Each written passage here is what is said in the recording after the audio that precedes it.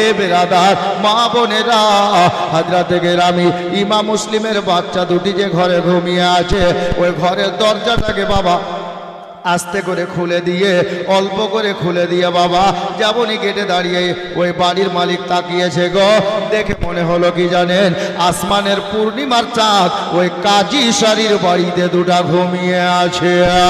পূর্ণিমার চাঁদের মতো চেহারা, ইমাম মুসলিমের দুইটা বেটা বাবা ঘুমিয়ে আছে। কাজী শাড়ি চিন্তায় পড়ে গেলেন, আল্লাহ এত সুন্দর নুরানি চেহারা, বাচ্চা দুটোর বাবা দুনিয়াতে নাই, আর যদি গিয়ে আমি বলি বাবা রে তোদের বাবা দুনিয়াতে নাই রে, তখন বাচ্চা দুটির অবস্থা কি হবে? আব্বা আব্বা বলে কাঁদবে, আমি কিভাবে তাদেরকে সামলাবো? কিন্তু কিছু করার নাই, খবর তো দিতেই হবে। হযরতে গেরামি বাচ্চা দুটো বাবা আজকে একটু গোসল পানি করে দুদিন পরে খানাটা খেয়ে বিছানায় ঘুমিয়েছে, ঘুম চলে এসছে বাবা। বাচ্চা দুটোর মাথার কাছে কাজী শাড়ি বসে গেছে। ওই কাজী সাহেব বাচ্চা দুটির মাথার কাছে বসে মাথাতে হাত বোলাচ্ছে। আহারে পূর্ণিমার চাঁদের মতো চেহারা বাবা দুনিয়া ছেড়ে দিল। বাবারা ভাইরা, যেমনই বাচ্চা দুটো চেহারাতে হাত লাগিয়ে দেওয়া, ওই বাচ্চা দুটো বিছানায় শুয়েছিল বটে, তবে ঘুমটা ভেঙে গেল। চোখ দুটো বাবা খুলে দিলেন। যেমনই চোখ খুলেছেন দেখতে পাওয়া গেল ওই বাচ্চা দুটার মাথার কাছে বাড়িওয়ালাটা, বাড়ির মালিক খানা, ওই কাজী শাড়ি বাবা বসে আছে। আর বাচ্চা দুটো বলছেন, চাচা কি ব্যাপার গো, আজকে দুদিন থেকে আপনার বাড়িতে আছি, এতটা আদর আপনি কোনো সময় করেন নাই, হঠাৎ করে এত আদর যত্ন বুঝতে পারলাম না চাচা।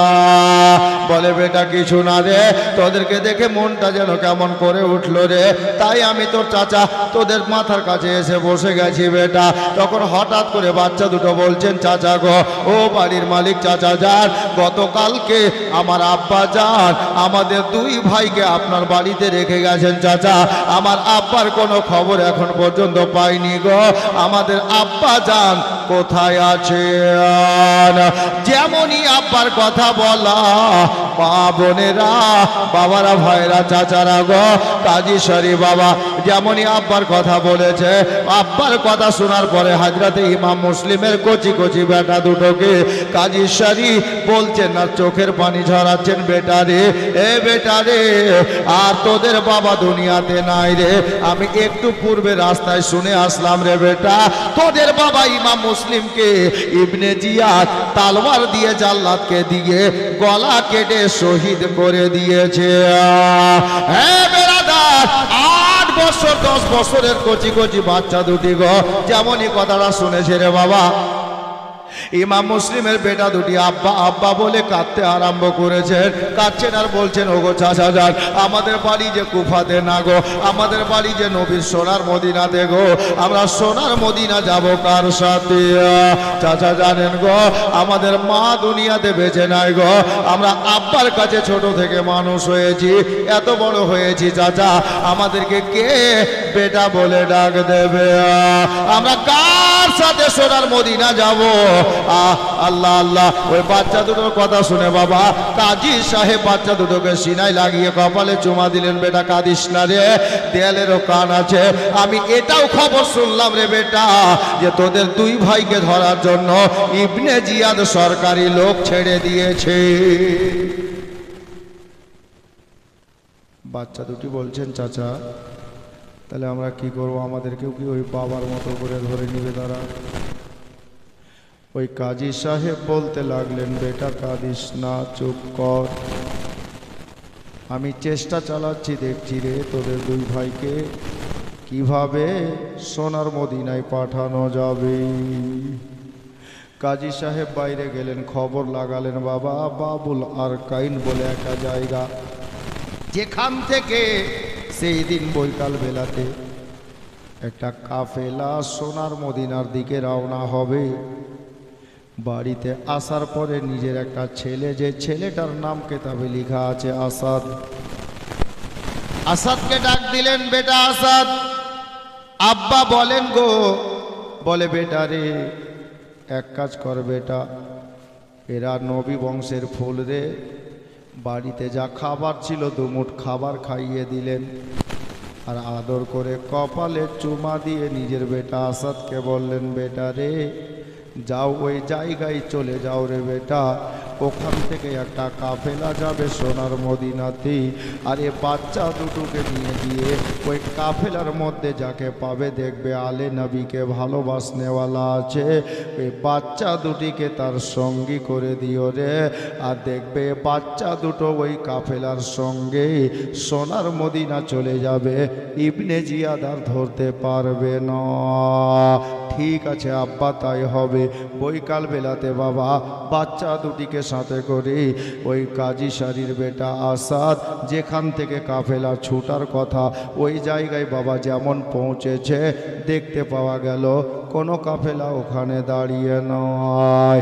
লোকজনদেরকে জিজ্ঞাসা করলেন, আসাদ ওগো আল্লাহর বান্দারা বলো তো, এখান থেকে যে একটা কাফেলা আজকে সোনার মদিনা যাওয়ার কথা, খবর কি? বলে, আসাদ গো ওই কাফেলাটাই একটু আগে এই রাস্তা দিয়ে সোনার মদিনার দিকে চলে গেছে। কাজী সাহেবের ছেলে আসাদ বলল, বেটা একটু তাড়াতাড়ি চল রে, চল তোদের দুই ভাইকে আমি কাফেলার সঙ্গী করে দিতে পারি কি না দেখি। মা বোনেরা গো, এই করে বাচ্চা দুটোকে ওই কাজী সাহেবের ছেলে আসাদ নিয়ে চলতে লাগলেন, তাড়াতাড়ি হাঁটতে লাগলেন। বাবা বেশ কিছুটা রাস্তা চলে যাওয়ার পরেই ওই কাজী সাহেবের বেটা দেখতে পাচ্ছেন সামনে দিকে ধুলা উড়ছে, ধুলোবালি উড়ছে রে বাবা। ইমাম মুসলিমের দুইটা বেটাকে কাজী সাহেবের ছেলে বললেন, এই ইমাম মুসলিমের ছেলে শোনো বাবা, সামনে দেখো যে ধুলাবালি উড়তেছে, ওটাই হলো একটা কাফেলা, ধুলাবালি উড়ছে, ওই কাফেলাকে লক্ষ্য করে আমি আর কত দূর যাব রে, তোমরা দুই ভাই এখান থেকে দৌড় দিতে আরম্ভ করো। দৌড়তে দৌড়তে গিয়ে যখন ওই কাফেলাকে পেয়ে যাবে রে বাবা, ওই কাফেলার পিছন পিছন তোমরা সোনার মদিনা চলে যাবে। যাও দৌড়তে আরম্ভ করো। আল্লাহু আকবার কবিরা, খোদা হাফিজ ফি আমানিল্লাহ বলে দিয়ে বাচ্চা দুটোকে ছেড়ে দেওয়া হলো।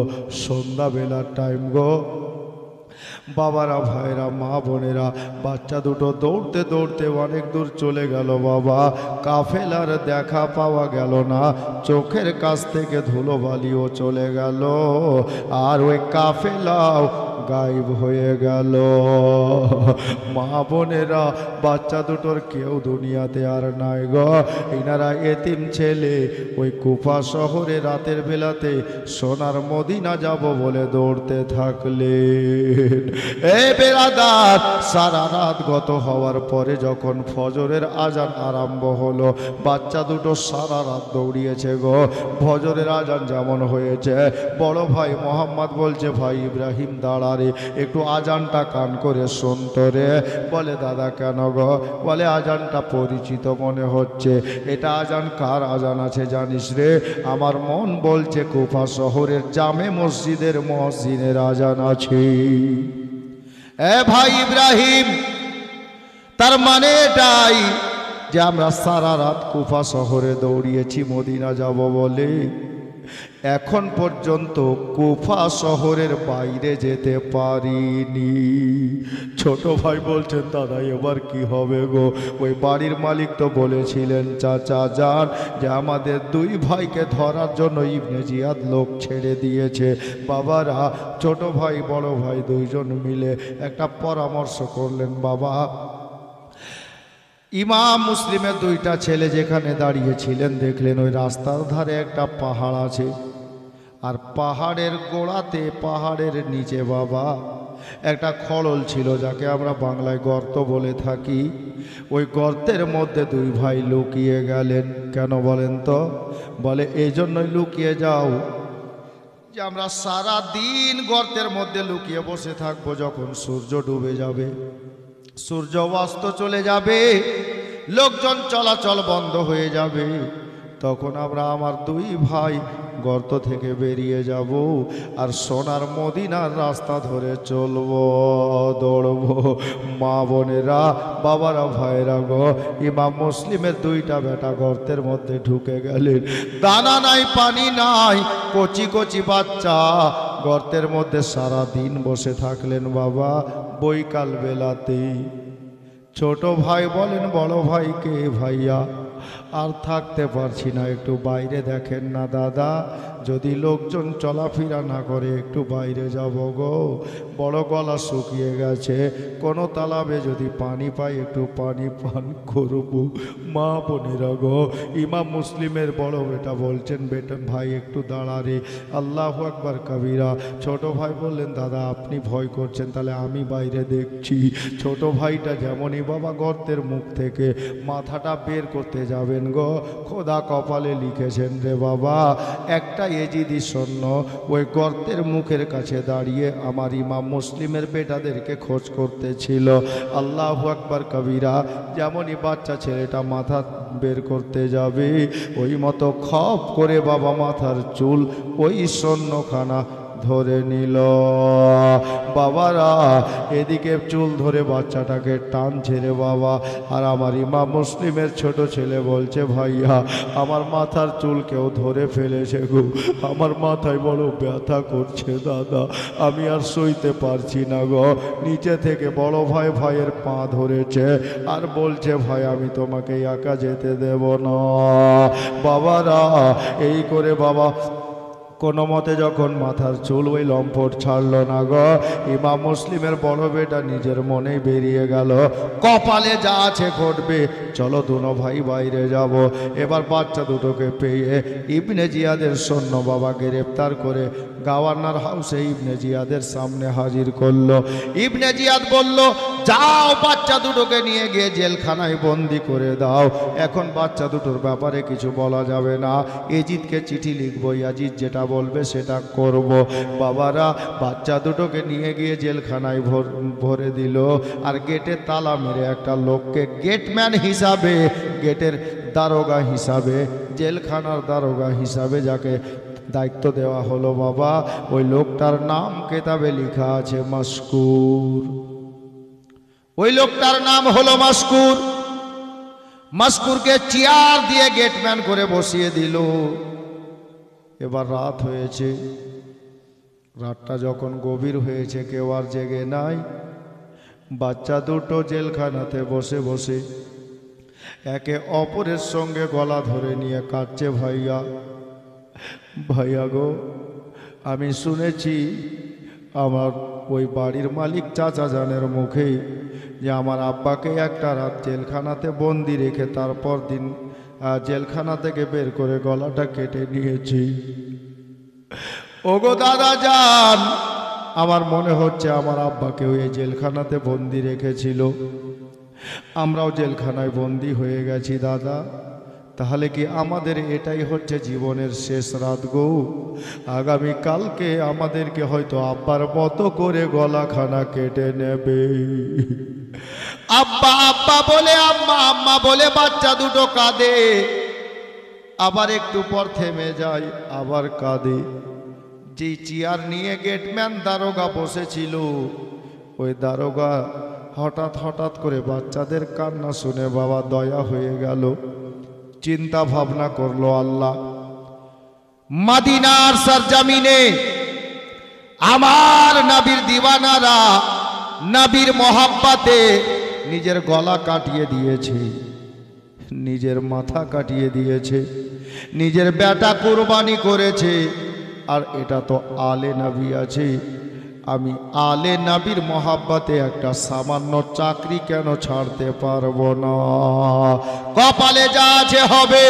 ইমাম মুসলিমের বেটা দুটোকে জেলখানা থেকে বাবা বের করলো। ইমাম মুসলিমের বেটা বলছে, চাচা গো, আমাদের কি এখনই বের করার সময় হয়ে গেল চাচা? আব্বার মতো গলা কেটে নেওয়া হবে।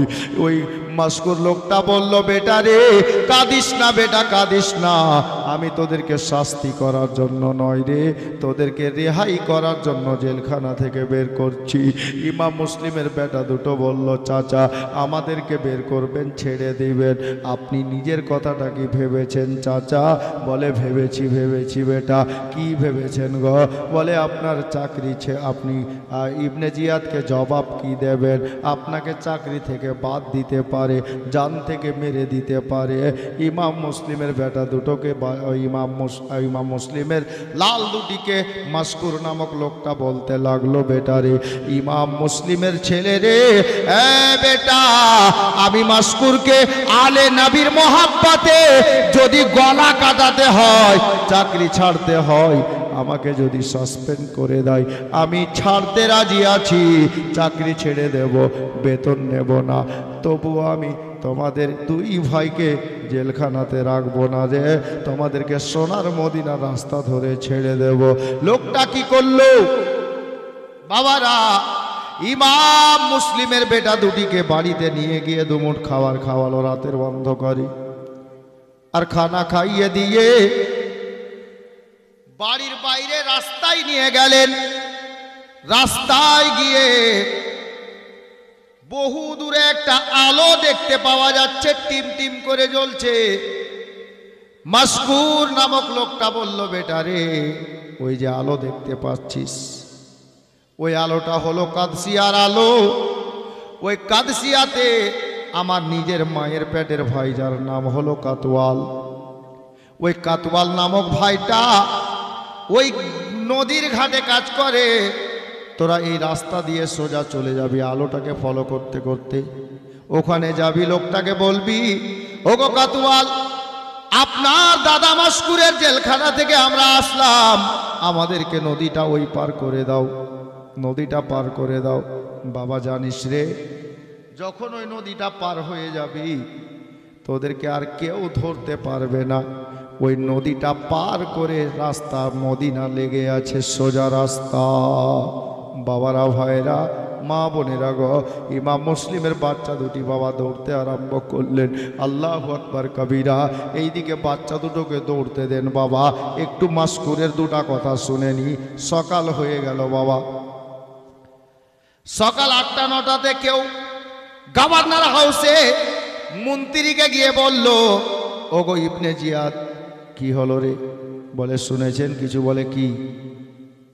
বলে ইমাম মুসলিমের দুইটা বেটাকে জেলখানাতে বন্দি রাখা হয়েছিল, ওই বাচ্চা দুটো জেলখানাতে নাই, পালিয়ে গেছে। হ্যাঁ, পালিয়ে গেছে? বলে হ্যাঁ শুনলাম তো। আরে কিভাবে পালালো? ইমাম মুসলিমের বেটা দুটি কিভাবে জেলখানা থেকে পালালো? তখন ওই লোকটা বলল, আমাকে গরম দেখিয়ে কথা বলে লাভ নেই, যাকে গেটম্যান বানিয়ে রেখেছিলেন তাকে ডেকে জিজ্ঞেস করেন, আমি শুনলাম তাই বললাম। বাবারা, ভাইরা, মা বোনেরা, মাসকুরকে ডাকা হলো, মাসকুরকে জিজ্ঞেস করা হলো, মাসকুর রে কি হলো? ইবনে জিয়াদ বলো। বলে জেলখানাতে ইমাম মুসলিমের ছেলে দুটি যে রাখা হয়েছিল, এই মুহূর্তে শুনলাম যে বাচ্চা দুটি জেলখানাতে নাই, পালিয়ে গেছে। মাসকুর বলল, ইবনে জিয়াদ ভুল শুনেছেন, পালাইনি। ইবনে জিয়াদ খুশি হলো, পালাইনি, তার মানে বাচ্চা দুটি আছে। তো ইবনে জিয়াদকে মাসকুর বলল, বাচ্চা দুটি জেলখানাতে নাই। কথা দেখেন, পালাইনি, আবার বলছে জেলখানাতে নাই। আহা, মাসকুর, বাচ্চা দুটি পালাইনি আবার জেলখানাতে নাই, তার মানে কি? মাসকুর বলল, এই ইবনে জিয়াদ, ওই বাচ্চা দুটি জেলখানাতে নাই, এটা সত্যি, পালিয়ে যায়নি, এটাও সত্যি। ওরা আলে নবী গো, নবীর বংশধর গো, ওনারা পালিয়ে যেতে জানেন না গো, ওনারা পালিয়ে যাননি, বরঞ্চ আমি সসম্মানে তাদেরকে জেলখানা থেকে বের করে বাড়িতে নিয়ে গিয়ে পেট ভরে দুমুঠ খাইয়ে দিয়ে আমি নিজের হাতের নাম লিখা আংটিখানার বাচ্চা দুটির হাতে দিয়ে আমি সসম্মানে মদিনার রাস্তা ধরিয়ে বিদায় করে দিয়েছি। তখন ইবনে জিয়াদ বলল, এ মাসকুর, বাচ্চা দুটিকে কষ্ট করে সৈন্যদেরকে ছেড়ে ধরে মাঙালাম, বাচ্চা দুটিকে ছেড়ে তোর লাভ কি হলো? মাসকুর জবাবে বলছেন, এই ইবনে জিয়াদ, বাচ্চা দুটিকে ধরে এনে তুমি রাখলে আমি ছেড়ে দিলাম, আমার লাভ কি হলো? এটা শোনার আগে একটা বার বলো তো, গতকালকে পাড়ার শেষে তুমি বাচ্চা দুটোর বাবাকে বিনা কারণে বিনা দোষে ছাদে তুলে গলাটা কেটে নিলে, ইমাম মুসলিমের গলা কেটে তোমার লাভ কি হলো? ইবনে জিয়াদ মন্ত্রী বলল, এই মাসকুর, জবান সামলে কথা বল, কার সামনে কথা বলছিস? তুই কি আমাকে চিনিস? তো মাসকুর বলছে, তোকে তো দূরের কথা, তোর বাপ মা তোর খানদান কেউ চিনি। কেমন চিনিস রে? বলে তাহলে শুনে নে, বায়োডাটা বলে দিচ্ছি। কিভাবে চিনিস বলতো?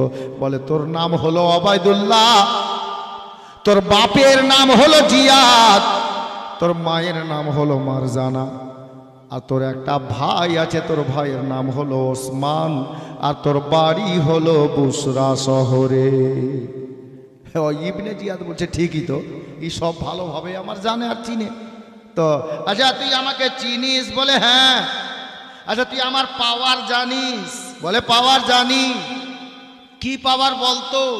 বলে এই ইবনে জিয়াদ, তোমার পাওয়ার এতটা আছে, তুমি চাইলে আমার গলাটা কেটে দিতে পারো, আমার চাকরি খেয়ে নিতে পারো, আমাকে চাবুক দিয়ে মারতে পারো, আমার বাড়ি ঘর ভেঙে মিশিয়ে দিতে পারো মাটিতে।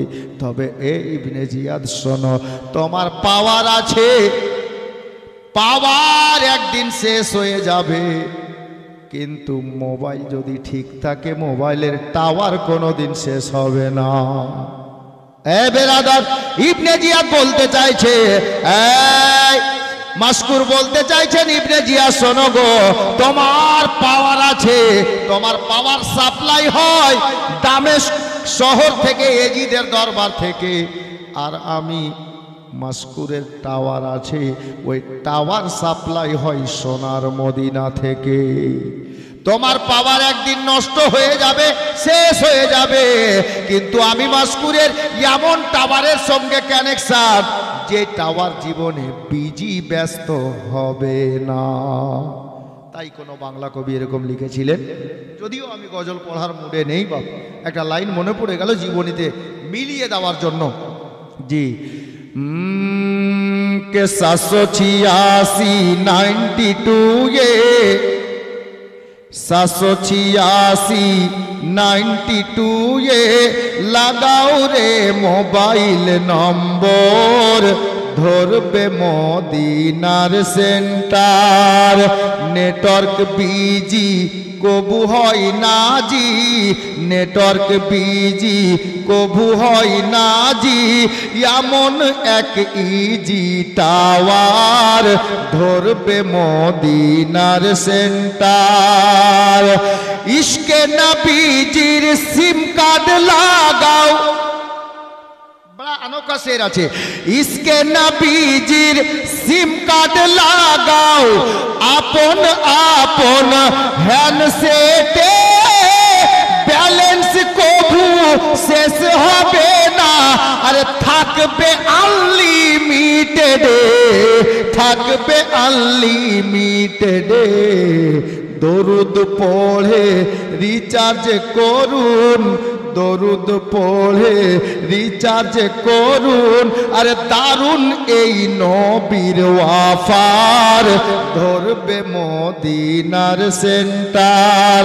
নেটওয়ার্ক বিজি কবু হয় না জি, নেটওয়ার্ক বিজি কবু হয় না জি, এমন এক ইজি টাওয়ার, ধরবে মদিনার সেন্টার। বাবা ভাইরা মা বোনেরা, আমার নবীর প্রেমিক, আলে নবীর প্রেমিক মাসকুর নামক লোকটাকে এবার ইবনে জিয়াদ বলল, তাহলে মাসকুর আমার পাওয়ার দেখ।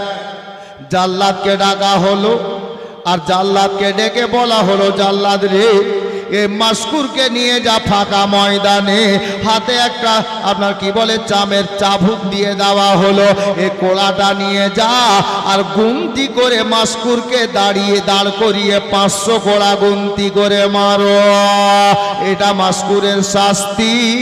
এবার বাবা মাসকুরকে নিয়ে যাওয়া হচ্ছে হাজরাতে গেরামি, মাসকুর আগে বাড়ছে, জাল্লাদ আগে বাড়ছে। ইবনে জিয়াদ ডাক দিয়ে বলল, এই জাল্লাদ একটু দাঁড়িয়ে যা, একটা কথা শুনে নে। কি কথা গো? বলে শোন, সরকারি একটা নিয়ম আছে। কি নিয়ম আছে বলুন?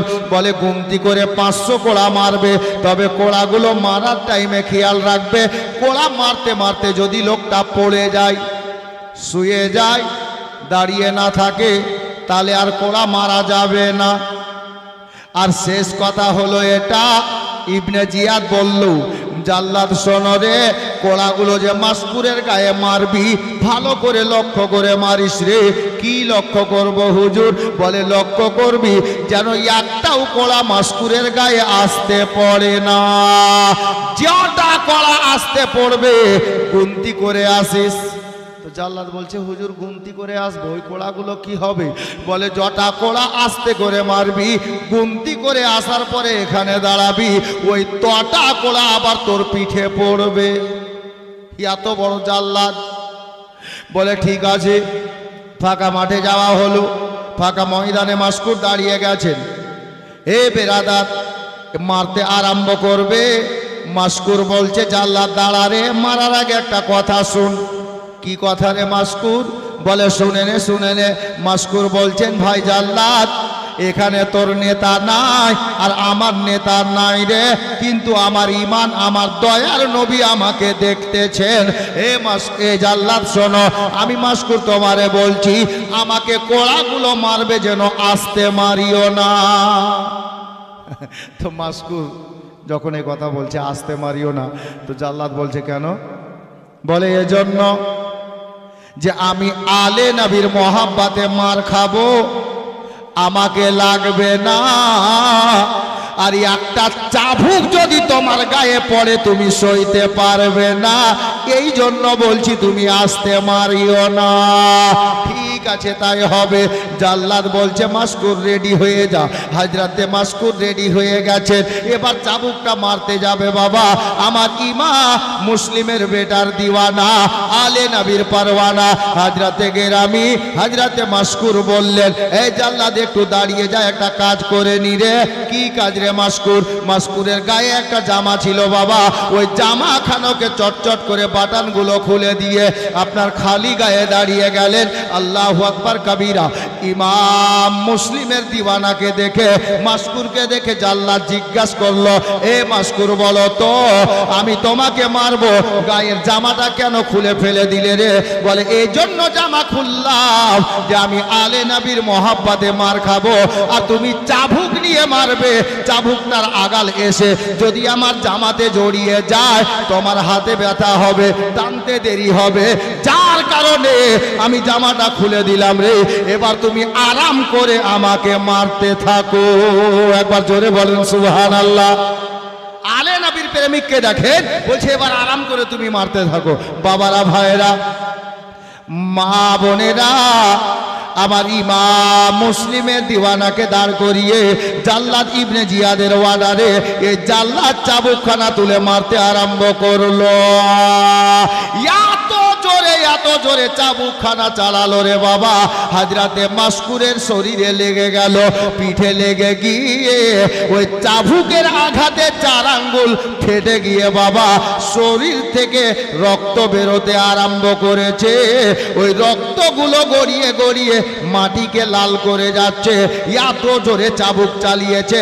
কেতাব লিখক বলছেন বাবা, শহীদ ইবনে শহীদ বলে একটা কেতাব আছে, ওটার লেখক জানাব হযরত মাওলানা আল্লামা সায়েম চিশতি নামে লেখকটা, উনি লিখছেন এত জোরে মারা হয়েছে, দেহ থেকে রক্ত বেরিয়ে জমিনে পড়ছে, জমিনটা লাল হয়ে যাচ্ছে।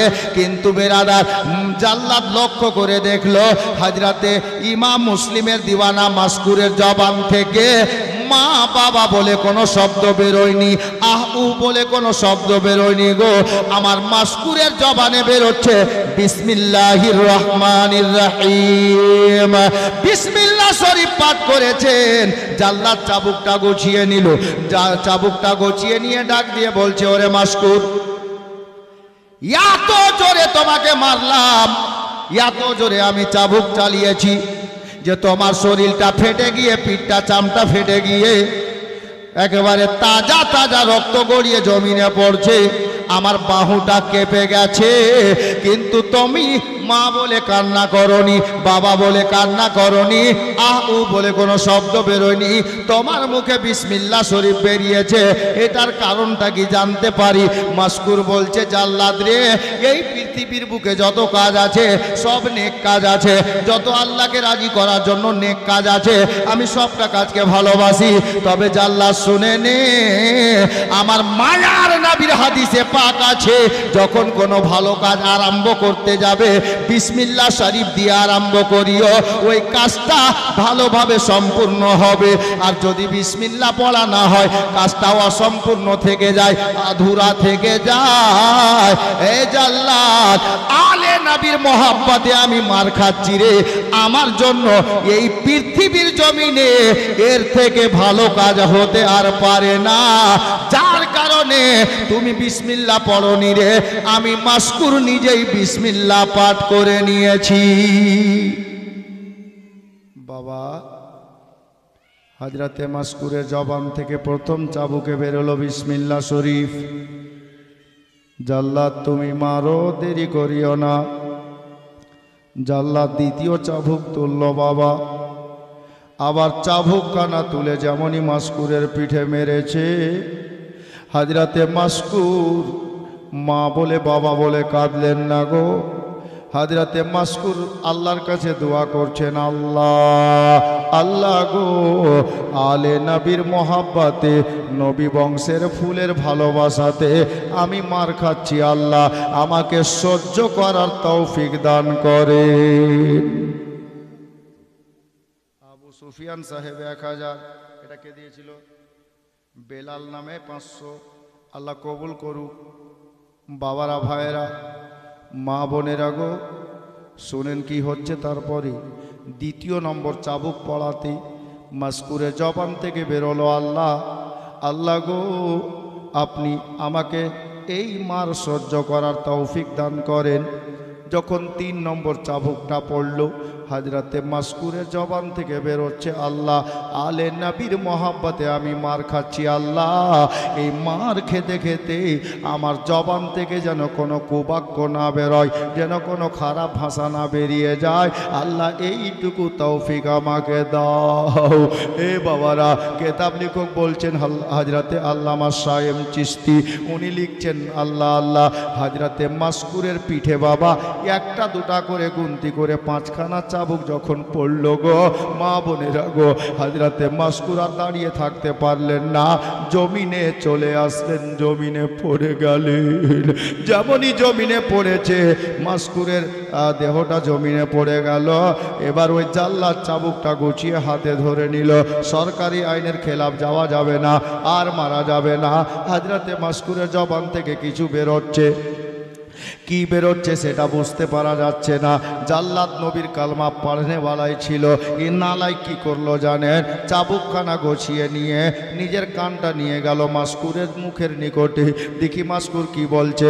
মাকে দেখতে চাইছে না, বাবাকে দেখতে চাইছে, পানি খেতে চাইছে না, অন্য কিছু চাইছে।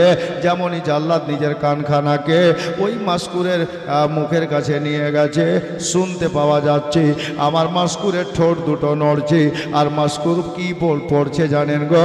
মাসকুর পড়ছে, আশহাদু আল্লাহ ইলাহা ইল্লাল্লাহু ওয়া আশহাদু আন্না মুহাম্মাদান আবদুহু ওয়া রাসূলুহু। এ বেরাদার, বাবারা, ভাইরা, মা বোনেরা গো, হযরতে মাসকুর আমার নবীর কলমা পড়ছি। এ বেরাদার, আল্লাহ পাক গায়েব থেকে ডাক দিয়ে বললেন, ইজরাইল ফারিস্তা রে, দেরি করিস না, দেরি করিস না রে, দেখ আমার নবীর প্রেমে, আমার নবীর ভালোবাসাতে হযরতে মাসকুর আজকে মার খেয়ে আমার নবীর কলমা পড়ছে, জমিনে পড়ে নি। যা যা যা রে ইজরাইল, আমি আল্লাহ নির্দেশ দিলাম রে, হযরতে মাসকুরকে আর কষ্ট দেওয়া যাবে না রে। এই জাল্লাদ এত কষ্ট দিয়েছে, আমি আল্লাহ মাসকুরের মহব্বত কবুল করে নিয়েছি। যাও মাসকুরের দেহ থেকে আত্মাখানা কবজ করে নিয়ে এসো। এ বেরাদার, হযরতে গেরামি ইজরাইল ফারিস্তা নাজিল হলেন। মাসকুরের দেহ থেকে আত্মাখানা কবজ করে নিলেন। বাবারা, ভাইরা, মা বোনেরা গো, আমার মাসকুর দুনিয়া থেকে পর্দা করে গেলেন। একবার পড়েন ইন্না লিল্লাহি ওয়া ইন্না ইলাইহি রাজিউন। মাসকুর দুনিয়া থেকে বিদায় নিলেন, আত্মাখানা নিয়ে আল্লাহর দরবারে আরজ করছেন ইজরাইল, আল্লাহ গো, আপনার বান্দা মাসকুরের আত্মা কোথায় রাখবো? আমার আল্লাহ বলছেন, গায়েব থেকে আওয়াজ দান করলেন, এই ইজরাইল শোনো শোনো, মাসকুর আমাকে এত খুশি করেছে, মাসকুরি এত আমাকে খুশি করেছে রে, আমার নবীর ওসিলাতে আমি আল্লাহ আমার মাসকুরের প্রতি সন্তুষ্ট হয়ে গেছি। এই ইজরাইল, আমার মাসকুরের দেহ থেকে যেই আত্মাখানা নিয়ে এসেছো, ওই আত্মাখানাকে কোথায় রাখবে তুমি খোঁজ করছো? যাও যাও যাও যাও রে ইজরাইল, আমি আল্লাহ তোমাকে নির্দেশ দিলাম রে, আমার জান্নাতের 8খানা দরজা আছে, মাসকুরের আত্মাখানাকে জান্নাতের একটা সবুজ পাখি বানিয়ে দাও, জান্নাতের মধ্যে ছেড়ে দাও। আমি আল্লাহ নির্দেশ দিলাম, আমার মাসকুরের আত্মা জান্নাতি পাখি হয়ে জান্নাতের 8খানা দরজা দিয়ে যখন যেদিকে মন করবে যাবে আসবে, তাকে কেউ বাধা দেবে না। এ বাবারা, ভাইরা, মা বোনেরা গো, এবার আসুন না বাবা, হযরতে মাসকুরের পিঠে কটা চাবুক পড়েছে বলেন তো? কটা চাবুক পড়লো গো? 5টা না? আহা হা। এ বেরাদার, আমার বাবারা, ভাইরা, ইমাম মুসলিমের 2টা বেটার মোহাব্বতে মাসকুর জেলখানা থেকে বের করে ছেড়ে ইবনে জিয়াদের নেতৃত্বে, ইবনে জিয়াদের অর্ডারে মাসকুরের দেহতে 5টা চাবুক পড়েছে। আর ওই 5টা চাবুকে মাসকুর দুনিয়া থেকে বিদায় নিয়ে নিলেন। বাবা, আমি একটা লোককে বলবো আল্লাহর পবিত্র ঘরের জন্য, দেখুন বাবা, এখানে 2টা সাবজেক্ট চলে আসবে, যদি চাই 3টা লাইন বের করতে পারবো, কিন্তু শেষ রাত আমি অনেক দূর নিয়ে যাব, যদি আপনারা সাথ দেন। এখানে বলবো রে বাবা, মাত্র একটা লোককে মাসকুরের পিঠে পড়েছে 5টা চাবুক, আর মার খেলেন কাদের মহাব্বাতে? নবী বংশের ফুলের মহাব্বাতে। আর আমার নবিয়ে পাক পাঞ্জাতান বলে ঘোষণা দিয়েছেন, পাঞ্জাতানি ঘরানার ফুল আছে। তাহলে পাঞ্জাতান কাকে বলে জানেন? আমার দয়ার নবী মাওলা আলী, মা ফাতেমা, ইমাম হাসান, ইমাম হুসাইন, ইনাদেরকে পাক পাঞ্জাতান বলা হয়। আর তাহলে মাসকুরের পিঠে পড়লো 5টা চাবুক, পাঞ্জাতানের ভালোবাসায় মার খেলো। আর মাসকুরের নাম যদি উর্দু ভাষায় লিখতে যাও, তাহলে মাসকুর লিখতে গিয়ে 5টা অক্ষর লাগবে। জিজ্ঞেস করেন ইমাম সাহেবকে, মাসকুর যদি লিখেন তাহলে 5টা অক্ষর লাগবে। তাহলে নামের 5টা অক্ষর, পাঞ্জাতানের মহাব্বাতে 5 জনের ভালোবাসাতে, তাহলে 5 আর 5 10, আর পিঠে চাবুক পড়লো 5, 3 5কে এক জায়গায় করলে 15 হয়। এ বাবারা, ভাইরা, আমি জোড়া চাইব না, একটা লোককে আজকে শেষের রাতে বলবো, আল্লাহর বান্দা গো, আলে নবীর মহাব্বাতে চাবুকের আঘাতে দুনিয়া থেকে শহীদ হয়ে গেলেন, আলে নবীর ভালোবাসাতে গো, একটা আল্লাহর কোনো বান্দা আজকে শেষ রাত্রিতে আল্লাহর ঘরের জন্য 3 5 1500 টাকা কেউ দিতে পারবে?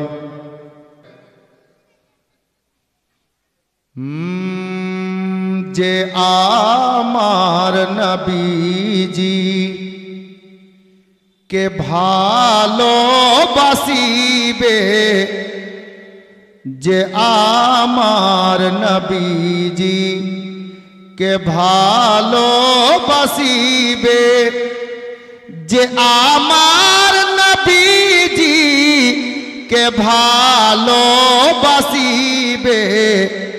সে জান্নাতে যাওয়ার অধিকার পাবে, সে জান্নাতে যাওয়ার অধিকার পাবে, যে আমার নবীজি, যে আমার নবীজি কে ভালোবাসিবে, সে জান্নাতে যাওয়ার অধিকার পাবে যে আমার নবীজি।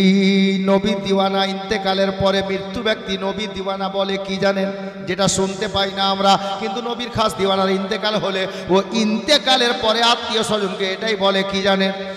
চলো নিয়ে আমার জানাজা বেরাদার, চলো নিয়ে আমার জানাজা বেরাদার, চলো নিয়ে আমার জানাজা বেরাদার। কেন?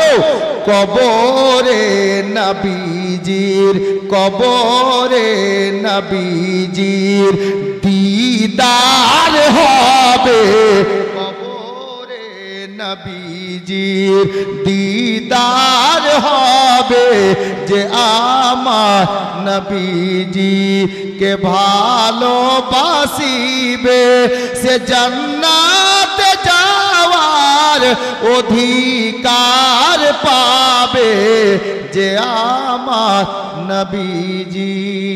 বেরাদার বাবারা, আমার ইমাম মুসলিমের দুই ছেলে ওদিকে রাস্তায় দৌড়তে ছিলেন, এটা মনে আছে তো? মাসকুর তো দুনিয়া ছেড়ে দিলেন, জান্নাতে চলে গেলেন। বেরাদার বাবারা, ভাইরা, মা বোনেরা, এবার অন্তরের কান লাগান। ইমাম মুসলিমের দুইটা বেটা বাবা সারা রাত সেই দিন দৌড়ালেন, ওই নদীর ঘাটে পৌঁছাতে পারলেন না। আবার ভোরবেলা যখন আজান হচ্ছে বাবা, আবারও বুঝতে পারা গেল আমরা সারা রাত দৌড়েছি, কিন্তু সোনার মদিনার রাস্তা ধরে এখন পর্যন্ত কুফা শহরের বাইরে যেতে পারি নয়। এ বাবারা, ভাইরা গো, অবশেষে কি হলো? বাচ্চা দুটি যেখানে দাঁড়িয়েছিলেন বাবা, ওই রাস্তার উপরে দেখলেন রাস্তার ধারে একটা গাছ আছে, আর গাছের পাশে রাস্তার ধারে একটা তালাব আছে, যাকে আমরা পুকুর বলে থাকি বাবা। একটা পুকুর আছে, তালাব আছে।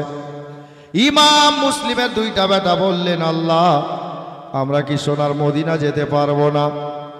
আর কোথায় যাব? আর কি করব?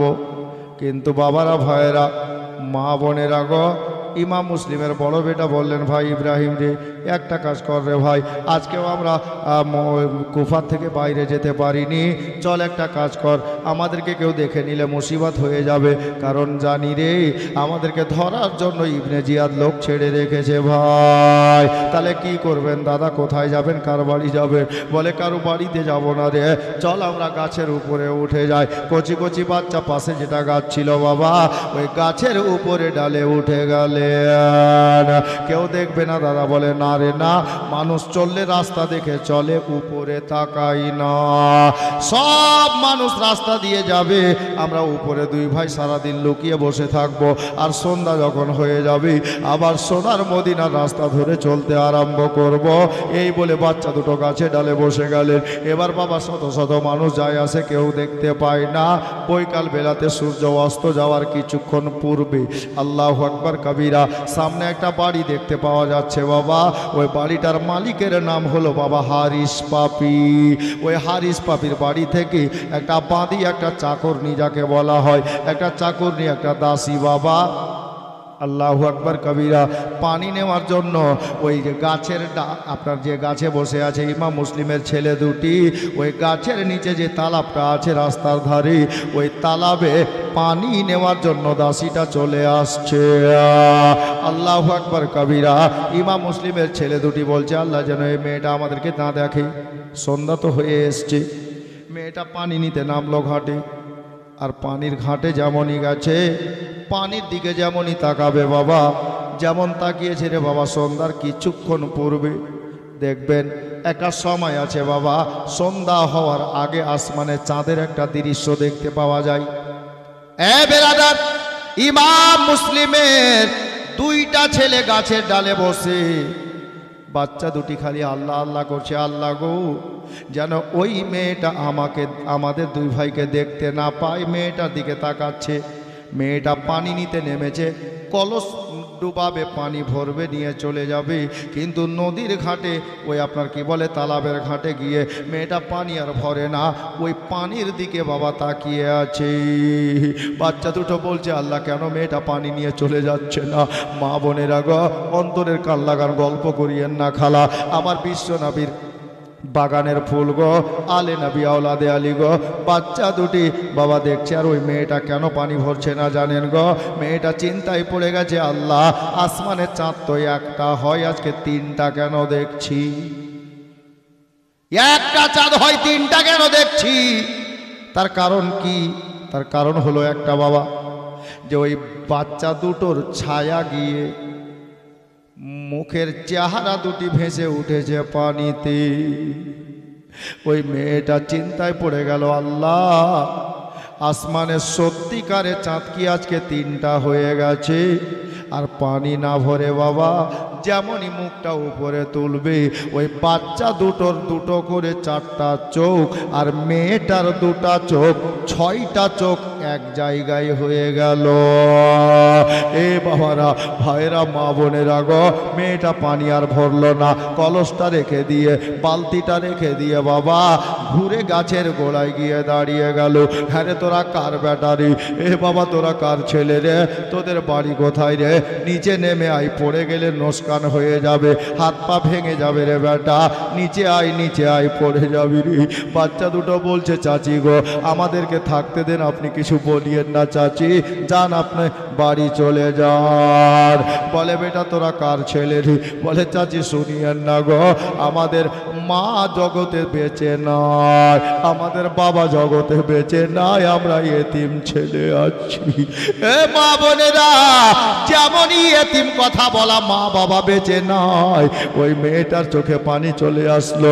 বলে, বেটা রে, তোদের মা বাবা বেঁচে নাই, আমারও মা বাবা বেঁচে নাই রে। আমি জানি মা বাবা হারানোর কি দুঃখ, কি ব্যথা। এ বেটা তোরা কার ছেলে একবার বলতো রে? বলে, চাচি গো আমাদের জন্য কুফার সমস্ত বাড়ি দরজা বন্ধ হয়ে গেছে চাচি, আমাদের বাড়ি হলো সোনার মদিনায়, আমরা সেই ইমাম মুসলিমের দুইটা এতিম ছেলে গো, আমাদের এই কুফা শহরে কেউ নাই গো চাচি, আপনি পানি নেন, বাড়ি ফিরে যান। বাচ্চা দুটোকে ফুসলেন, নামালেন বাবা। বলেন, বেটা তোদের কোনো ভয় নাই রে, ওই দেখ যেই বাড়িটা দেখতে পাওয়া যাচ্ছে রে বেটা, ওই বাড়ির মালেকা, ওই বাড়ির যে মেয়েটা গো, ওই মেয়েটা হারিস পাপির বিবি, হারিসের বিবি। যদিও স্বামীটা ভালো মানুষ না, স্ত্রীটা বড় ভালো মানুষ গো। ফাতেমাকে জীবনে দেখেনি রে বাবা, কিন্তু আমার মা ফাতেমার উঠতে বসতে কথা বলে, ফাতেমাকে খুব ভালোবাসি। আমার মন বলছে তোদের দুই ছেলেকে ওই বাড়িতে নিয়ে গেলে মায়ের মতো আদর পাওয়া যাবে। যেমনই মায়ের মতো আদর বলা গো, বাচ্চা দুটোর মন গলে গেল, মা দুনিয়াতে নাই গো, মায়ের মতো আদর পাওয়া যাবে। বাচ্চা দুটি সোমনি গাছ থেকে নেমে আসলেন বাবা, ইমাম মুসলিমের দুইটা বেটাকে নিয়ে গেল হারিস বাবির বাড়িতে। গলিতে দাঁড়িয়ে ডাক দিচ্ছে, ও গো আমার বাড়ির মালেকা, দেখেন না কাকে নিয়ে এসছি, দেখবেন তো তাড়াতাড়ি আসেন গো। যেমনই মেয়েটা বেরিয়ে এসেছে, নিজের দাসীকে চাকরনিকে বলল, হ্যাঁ গো তোমাকে পানি আনতে পাঠালাম, তুমি কার বাচ্চা নিয়ে চলে এসছো? ওই বেরাদার, ওই মেয়েটা বলল নিজের মালেকা হারিসের স্ত্রীকে, এ আমার মালেকা, এখন নাম বলিনি, বাচ্চাটার পরিচয় দিনি, নইলে তুমি নিজের সিনাতে লাগিয়ে নেবে। আরে কে আছে বাচ্চা দুটো রে? অমনি বাবা চাকরনিটা বলল, ওগো আমার মালেকা, এ বাচ্চা দুটো হলো মা ফাতেমার বাগানের ফুল গো, আলে নবী আছেন গো, নবী বংশের ফুল আছেন গো, এ বাচ্চা দুটো হলো ইমাম মুসলিমের বাচ্চা। যেমনই বলা, মেয়েটা চট করে দৌড়ে গিয়ে বাচ্চা দুটোকে কোলে সামনে ধরেছে, সিনায় জড়িয়ে ধরেছে, কপালে চুমা দিয়েছে।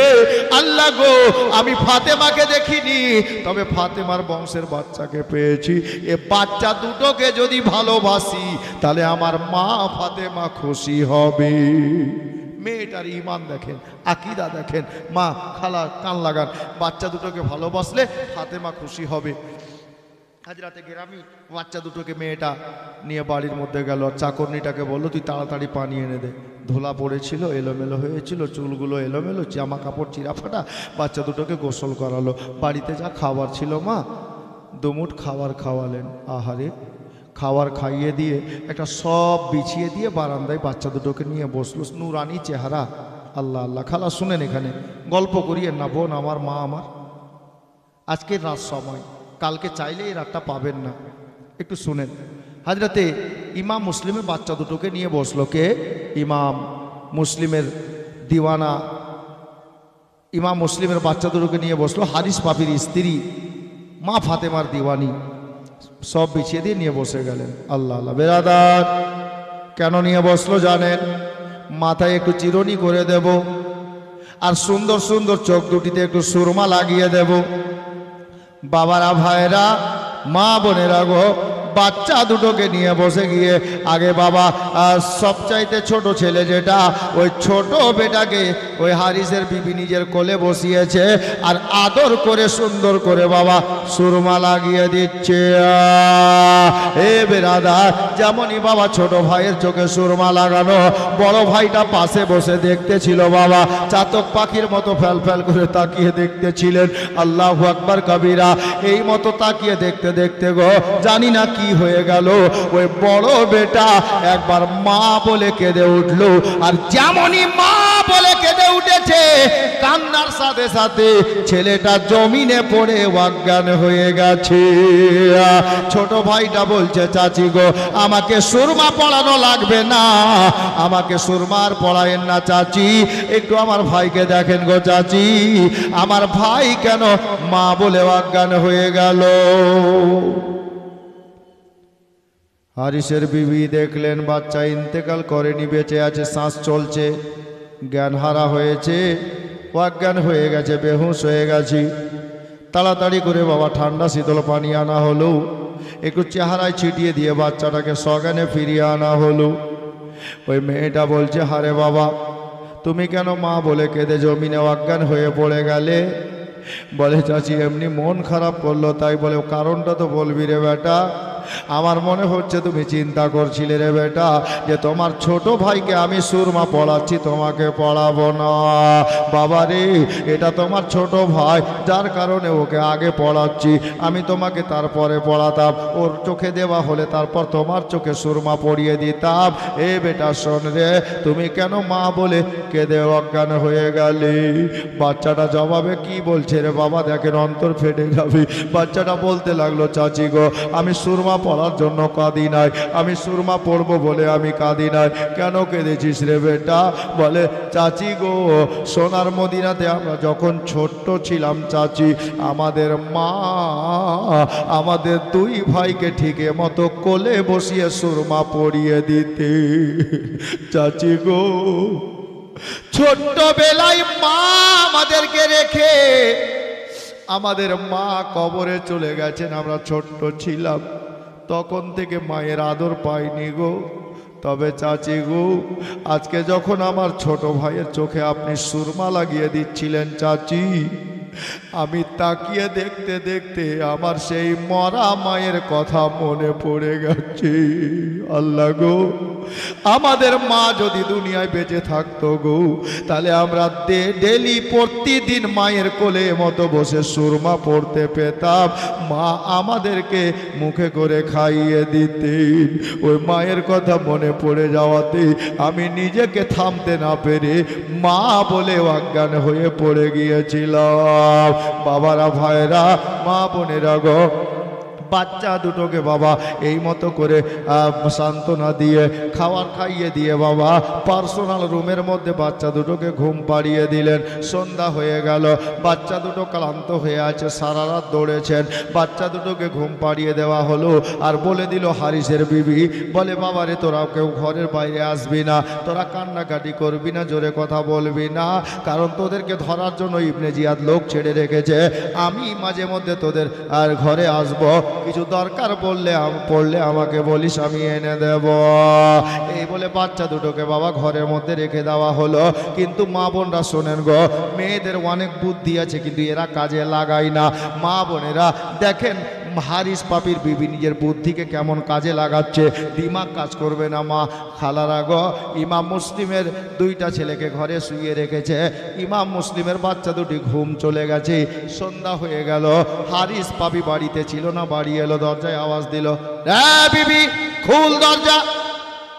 যেমনই দরজা খুলেছে, হারিস পাপি ঘরের দরজায় দাঁড়িয়ে ঝুলছে আর হাঁটছে, ন্যাংড়াচ্ছে, অবস্থা ভালো নেই। হারিসের বিবি বলল, হুজুর ব্যাপার কি? আপনার কি বলে খারাপ হলেও তো মেয়েটার স্বামী। ওই মেয়েটা বলল, হুজুর ব্যাপার কি? বলে কেন রে, কোথায় ছিলেন? সকাল থেকে গিয়েছেন, এখন বাড়ি আসলেন, ব্যাপার কি, কোথায় গিয়েছিলেন?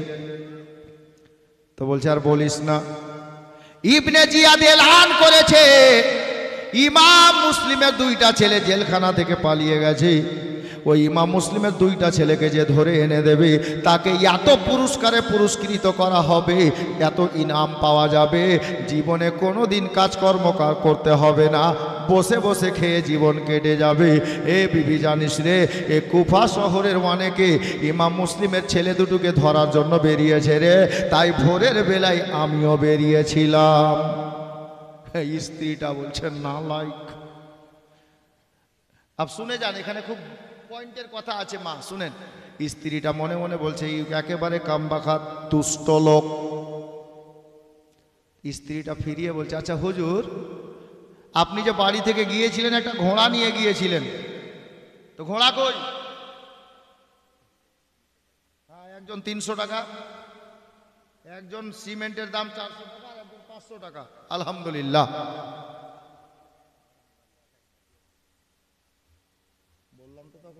আবু সুফিয়ান 1000 টাকা দিয়ে পাঠিয়েছে, আলহামদুলিল্লাহ, ভালো, আল্লাহ কবুল করুক, ওনার মনে আসা বাসনাকে পূর্ণ করুক। বাবা, তো স্ত্রীটা জিজ্ঞেস করছে, আচ্ছা আপনি যে ঘোড়া নিয়ে গিয়েছিলেন, ঘোড়া কই? তো কি বলছে ওই নালায়েক জানেন? বলে আর বলিস না রে ঘোড়ার কথা। বলে কেন? বলে সারা দিন ইমাম মুসলিমের বেটা দুটিকে মাঠে ঘাটে খালে বিলে পাহাড় পর্বতে গিয়েছি, পাহাড়ের রাস্তা, বড় বড় জায়গা জায়গা পাথর পড়ে আছে, আর বিকাল বেলাতে খোঁজ করা শেষ করে দিয়ে বাচ্চা তো পেলাম না, মনের দুঃখে বাড়ি আসছিলাম, আর পাহাড়ের এক সাইড দিয়ে আসছিলাম রে, একটা পাহাড়ের গায়ে একটা পাথর পড়েছিল, আমার ঘোড়ার পাটা ওই পাহাড়ের পাথরটাতে লেগে গিয়ে যেমন ঘোড়া পড়াও শেষ, তেমন মরাও শেষ, ঘোড়াটা মইরা গেল। তো হারিসের বিবি বলছে আলহামদুলিল্লাহ। আচ্ছা বলেন তো, ঘোড়া বললে আলহামদুলিল্লাহ পড়তে হয়? হ্যাঁ, কি পড়তে হয়? ইন্না লিল্লাহ পড়তে হয় কিনা? হ্যাঁ, মুসিবতের সময় ইন্না লিল্লাহ, আল্লাহু আকবার কবীরা। হারিসের বিবি বলছে আলহামদুলিল্লাহ। আবার হারিস পাপী হলেও কিন্তু আছে মুসলমান। পয়েন্ট ধরে নিল, বলে বিবি রে, তাহলে তুমি চাইছিলা যে আমার ঘোড়া মরা যাক? হ্যাঁ, তুমি তাহলে চাইছিলা যে আমার ঘোড়াটা মরে যাক নাকি? হ্যাঁ, তো বলছে না হুজুর। কেন বললি আলহামদুলিল্লাহ? তার মানে এটাই বেরোচ্ছে যে তুমি চাইছো আমার ঘোড়া মরেছে তো ভালো হয়েছে। তো আপনার হারিসের স্ত্রী নিজের মনটাকে খারাপ করে মনে মনে বলছে, দাঁত পিছিয়ে আর বলছে, আল্লাহ ঘোড়া না মরে যদি এই মরে যেত তো বেশি ভালো হইতো। মেয়েদের বুদ্ধি দেখেন কত আছে। বলে ঘোড়া না মরলে, না মরা যদি তুমি মরে যেত তো বেশি ভালো হইতো। আস্তে আস্তে বলছে, তোর স্বামীটা বলছে, আরে কিছু বললি? বলে না আলহামদুলিল্লাহ বলে আছি। হ্যাঁ, আলহামদুলিল্লাহ বললি? বলে হ্যাঁ। আচ্ছা কেন বললি বল? তো মেয়েটা কত চালাক দেখেন। মেয়েটা বলল, ও গো স্বামী হারিস পাপী, শোনো, আমি আলহামদুলিল্লাহ কেন পড়লাম জানো? বলে কেন রে বিবি? বলে আমার আল্লাহ এত ভালো, 4 পাইয়াটাকে নিয়েছে, 2 পাইয়াকে বাড়ি পাঠিয়েছে। জানোয়ার তো বলতে পারছে না ডাইরেক্ট, যেহেতু স্বামী। কত চালাক মেয়ে, বলছে 4 পাইয়াটাকে নিয়েছে, 2 পাইয়াকে বাড়ি পাঠিয়েছে। আচ্ছা হুজুর বলেন তো, ঘোড়া না মরা যদি তুমি মরা যেত তো ঘোড়াতে চড়তো কে? দিল টুপি পরিয়ে। হ্যাঁ, বুদ্ধু তো আর গাছে ফলে না। হ্যাঁ, দিল একেবারে টুপি পরিয়ে দিল স্বামীকে। বলছে হুজুর বলেন তো, ঘোড়া না মরা যদি তুমি মরে যেত তো ঘোড়াতে চড়তো কে? তখনই বুদ্ধু বলছে কথা তো ঠিকই। বলে হুজুর এই জন্যই আলহামদুলিল্লাহ পড়েছি, আমার আল্লাহ ভালো, ঘোড়াকে নিয়েছে তোমাকে বাড়ি পাঠিয়েছে। তো জানোয়ার তো স্বামীকে বলতে পারছে না, বুদ্ধিতে কাজ নিচ্ছে, বলছে 4 পাইয়াটাকে নিয়েছে 2 পাইয়াকে পাঠিয়েছে। আল্লাহ আল্লাহ। এই স্ত্রীকে বলছে আচ্ছা যা হলো হলো, বুঝে গেছি, আলহামদুলিল্লাহ পড়েছিস, ভালো করেছিস, আর খিদা লেগেছে, চল তো একটু খাবার খাই। গেল ঘরের মধ্যে, যা খাবার ছিল হাত পা ধুয়ে খাবার খেলো। একটাই বিছানা, একদিকে স্বামী একদিকে স্ত্রী। আল্লাহু আকবার কাবীরা। স্বামীও ঘুমায়নি, স্ত্রীও ঘুমায়নি, স্বামীর মুখ এদিকে, স্ত্রীর মুখ এদিকে, দুজনই ভাবছে। কি ভাবছে জানেন? স্বামী ভাবছে বাচ্চা দুটিকে পেলেই আমি ফাঁসাবো, আর স্ত্রী ভাবছে আল্লাহ বাচ্চা দুটিকে যে করে হোক আমি বাঁচাবো। এই যে কারণ। ছোট্ট আছে, তুইও তো ছোট্ট আছিস, কেন বলছিস? চুপ কর না রে। হাজরাতে গেরামি, আমি বলতেছিলাম বাবা, এই স্বামী স্ত্রী বিছানাতে ঘুমিয়ে আছে, কেউ কাহার দিকে দেখে না। একজন ভাবছে বাচ্চা দুটিকে পেলে বাঁচাবো, আর অপরজন ভাবছে বাচ্চা দুটিকে কি করে ফাঁসাবো। বাবারা ভাইরা, কিন্তু কপালের লেখা গো। আমি পরশুদিন রাতে একটা গজল পড়েছিলাম, একটা ছন্দ পড়েছিলাম বাবা। ইমাম মুসলিমের 2টা বেটা হারিসের বাড়িতে ঘুমিয়ে আছে, রাতটা গভীর হয়েছে। আল্লাহু আকবার কাবীরা। বাচ্চা দুটি একটা স্বপ্ন দেখেছে বাবা, আর যেমনই স্বপ্ন শেষ হয়েছে, বাচ্চা দুটি বিছানায় উঠে বসে গিয়ে একে অপরের গলা ধরে আব্বা আব্বা বলে বাবা কাঁদতেছে। আব্বা আব্বা বলে কাঁদতেছে। কি স্বপ্ন দেখেছে? এখন বড় ভাই ছোট ভাইকে জিজ্ঞেস করছে, আচ্ছা ভাই বলো তো কেন কাঁদছো? বলে আমি একটা স্বপ্ন দেখলাম দাদা। কি স্বপ্ন রে ভাই? বলে স্বপ্নে দেখলাম আমার আব্বা আমার নবীর সামনে হাজির। হাজরাতে আলী আছেন, মা ফাতেমা আছেন। আমার নবী জিজ্ঞাসা করছেন, ইমাম মুসলিম রে, ইয়া রাসূলুল্লাহ বলেন।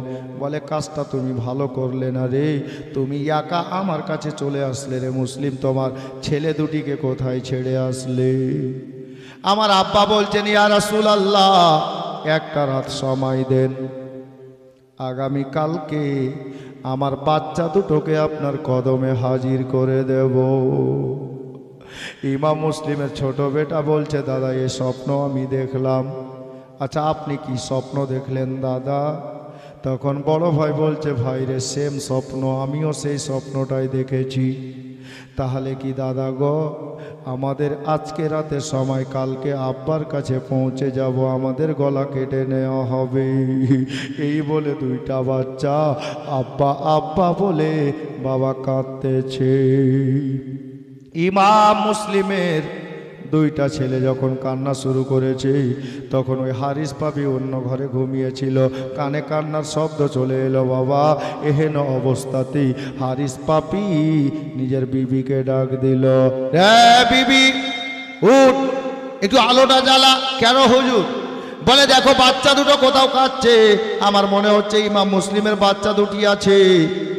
হারিসের বিবি বলল, আপনি সারাদিন বাচ্চা বাচ্চা করে জঙ্গলে ঘুরে এসছেন, আপনার মনে সেটা ধাঁধা লেগে আছে, বাচ্চা দুটোর কাজ নেই, আপনার বাড়ির কানঠাই কাঁদতে আসবে। হ্যাঁ, ঘুমান চুপচাপ।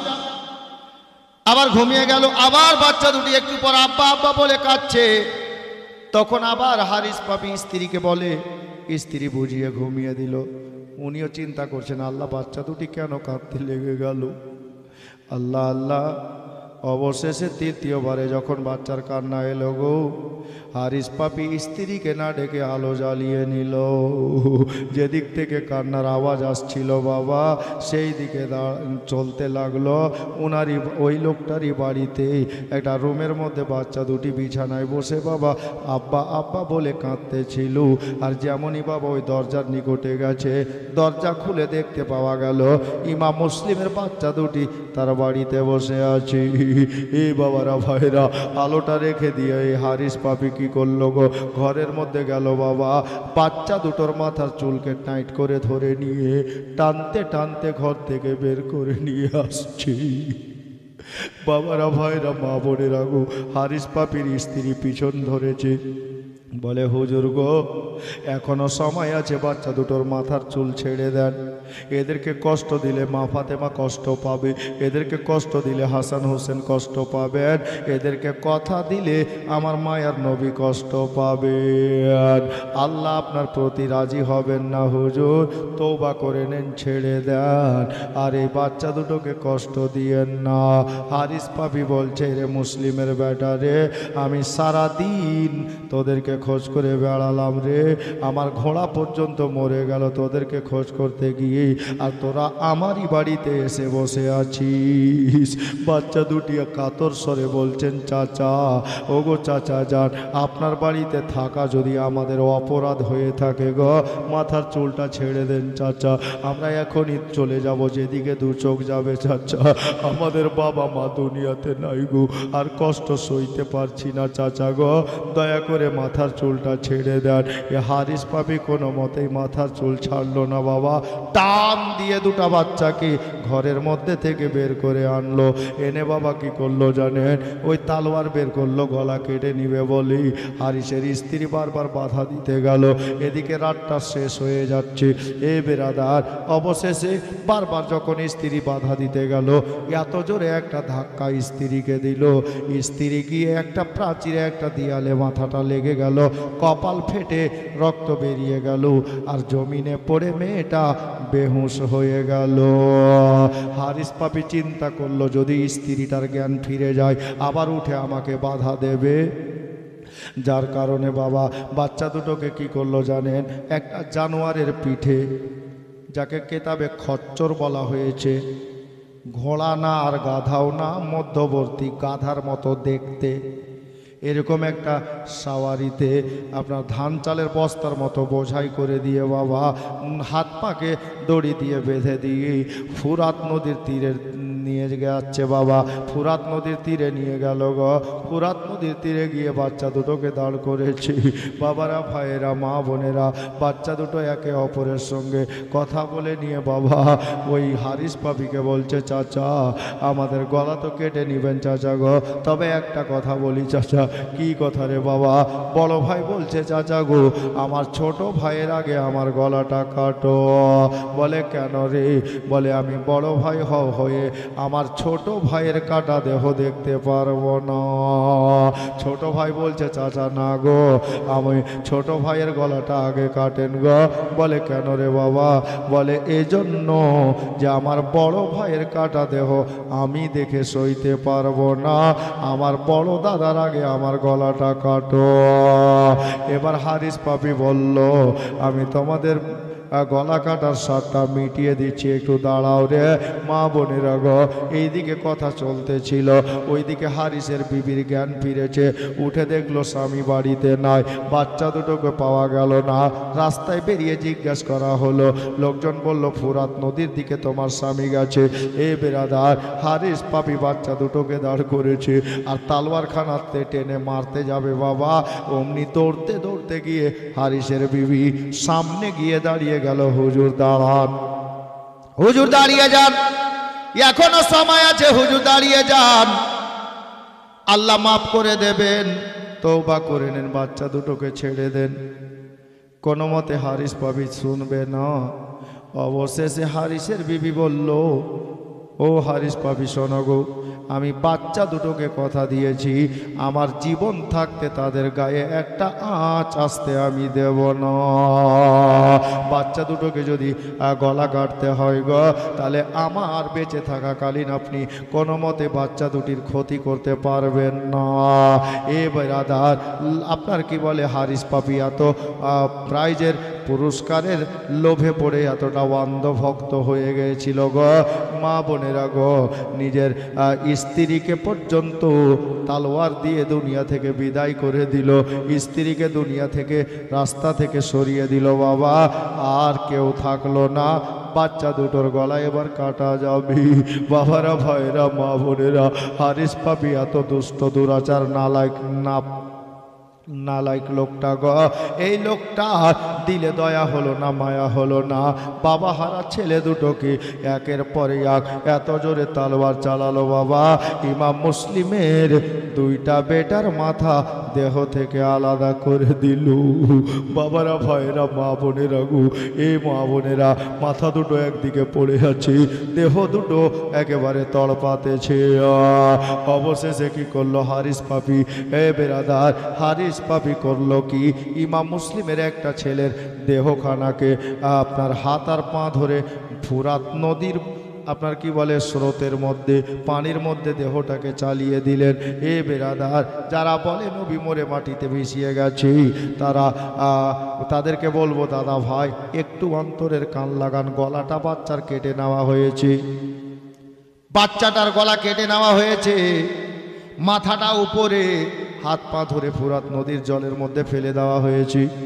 মা বোনেরা গো, ওই পানির মধ্যে অনেক জঙ্গল চলে যায়, কাঠ চলে যায়, এটা ওটা ভেসে চলে যায়, কিন্তু দেহ কাটা দেহ ফেলেছে, দেহটা ভাসতেছে, ডুবে না, ভাসছে। আর এই মতো হাত দুটো উপরে করে আছি, মাথা নেই রে বাবা। বাচ্চাটা হাত দুটো উপরে করে রেখেছে, পানির স্রোতে দাঁড়িয়ে আছে দেহখানা। কি বলতেছে জানেন গো? ইশারায় বলতেছে, নিজের ভাষায় বুঝাতে চাইতেছে, এ হারিস পাপি নালাইক, শোন রে, আমাদের জোড়াটা মদিনা থেকে জোড়া লেগে আসছি রে। মদিনা থেকে চাচার সঙ্গে আব্বার সঙ্গে মক্কাতে এসেছিলাম, মক্কা থেকে আব্বার সঙ্গে কুফাতে এসেছিলাম। এ হারিস পাপি, এখন মাথা কাটলি কাটলি রে, আমাদের দুই ভাইয়ের জোড়া ভাঙিস না, দে আমার দে, দ্বিতীয় ভাইয়ের দেহটা দে, আমরা এখানে গলায় গলা মিলিয়ে নিরে, আমাদের জোড়াটা ভেঙে দিও না রে।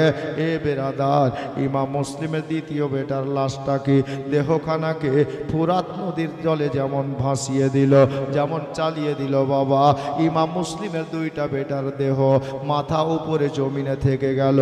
ভাসতে ভাসতে গিয়ে আমরা যেমন ঈদের দিনে ঈদগাহার নামাজের পরে আমরা একে অপরের সঙ্গে গলা মিলাই বাবা, কাটা দেহ দুটি পানির মধ্যে মতো এক ভাই অপর ভাইকে জড়িয়ে ধরে নিলেন। এ বেরাদার, আল্লাহ কোরআনে বলেছেন, ওয়ালা তাকুলু লিমা ইউকতালু ফি সাবিলিল্লাহি আমওয়াত বাল আহইয়াউ ওয়ালাকিন লা তাশউরুন। আল্লাহ বলছেন, যারা আল্লাহর পথে নিজের জান কুরবান করে দেয় তাদেরকে তোমরা মুর্দা বলিও না, তাহারা জীবিত, তা তোমরা বুঝতে পারো না গো, তোমাদের চোখের অন্তরালে আড়ালে। এ বেরাদার, বাবারা, ভাইরা, ইমাম মুসলিমের দুইটা বেটা বিনা কারণে, বিনা দোষে ফুরাত নদীর পাশে গিয়ে বাবা হারিস পাপির তালোয়ারের দ্বারাতে জামে শাহাদাত পান করলেন। সবাই পড়ি ইন্না লিল্লাহি ওয়া ইন্না ইলাইহি রাজিউন। এ বাবারা, ভাইরা, 10ই মুহররমের ওসিলাতে এখানে দুটা ছেলেকে বলবো, দুজন আল্লাহর বান্দাকে বলবো, ইমাম মুসলিমের দুইটা ছেলের ভালোবাসাতে 1000 করে টাকা আল্লাহর ঘরে দেনেওয়ালা কেউ আছেন? একটু তাড়াতাড়ি করিয়েন বাপ, ধারাবাহিক কালেকশন নয়, মাঝে মাঝে চাইবো দিয়েন, বাকি জীবনই শুনেন। একটা কোনো আল্লাহর বান্দা আছেন 1000 টাকা লিখাবেন আল্লাহর ঘরে আজকে শেষ রাতে?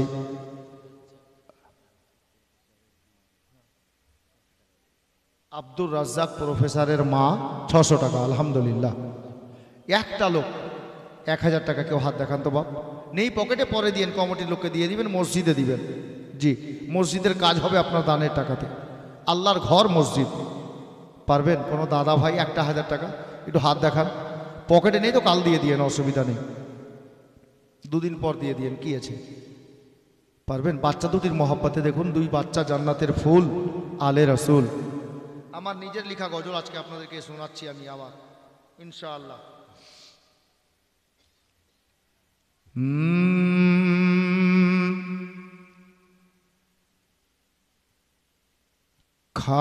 খানপুর গ্রামে দেখো না রহমত খোদার ঝরিছে। আমার নিজের লেখা, কিন্তু আগে 1000 টাকা দেন, তাহলে গজলটা পড়ব। কে দিবেন বলেন? 1000 টাকা। কোনো দাদা ভাই, জওয়ান ছেলে, কোনো চাচা, আমার নিজের মা বাবার নামে পারবেন না? জি, একজন দেখান হাত কোন মারদে মুজাহিদ যে আল্লাহর ঘরের জন্য 1000 টাকা দেবেন। নারে তাকবীর, নারে রিসালাত, ইসলাম বলেন জিন্দাবাদ। এ দেখেন আমার চাচা যান 1000 টাকা করেছে দান, আল্লাহ যেন বাড়িয়ে দেন মান সম্মান, বলুন আমিন। আব্দুর রাজ্জাক মানে ওই প্রফেসর সাহেবই নাকি?